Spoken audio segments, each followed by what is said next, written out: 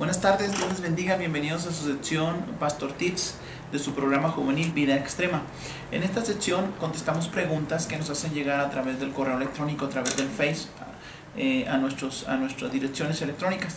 Les invitamos que nos sigan haciendo preguntas.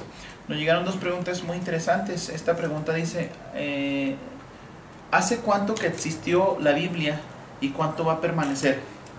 La Biblia dice que, la palabra de Dios como tal ha existido siempre. La Biblia dice en el Evangelio de Juan capítulo 1 versículo 1 que en el principio era el Logos, era la palabra.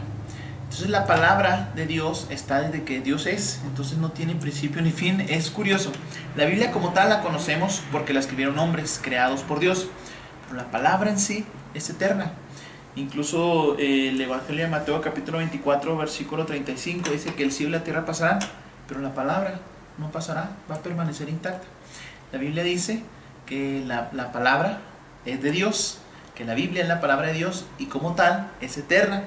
Dice en el libro de los comienzos, en el libro de Génesis capítulo 1 versículo 1, que Dios creó todo a través de su palabra. Entonces si la pregunta es ¿desde cuándo existe la palabra de Dios? Desde siempre, desde la eternidad, y va a continuar hasta la eternidad. Este cielo, esta tierra se van a terminar, pero su palabra va a permanecer. Ahora, como tal, el libro es muy nuevo. El libro tiene como unos 1500 años de haberse escrito desde que se empezó a escribir el libro. Pero la palabra de Dios es permanente. Y este libro pues podemos encontrar lo que Dios quiere para nosotros. Lo importante no es hace cuánto existe la palabra de Dios. Lo importante es que va a permanecer por siempre. Si queremos encajonarle en un tiempo de espacio humano, entonces sí tendremos que hablar de unos 2000, 1500 años. Pero si queremos pensar que es la palabra de Dios poderosa y eficaz, tenemos que pensar que es eterna, que es lo que la palabra de Dios nos enseña. Muy bien, tenemos otra pregunta que nos preguntan, ¿cómo puedes saber cuando eres un buen cristiano? Bueno, también el Evangelio de Mateo capítulo 22 versículo 37 nos da el parámetro más importante para saber si tú eres un buen cristiano.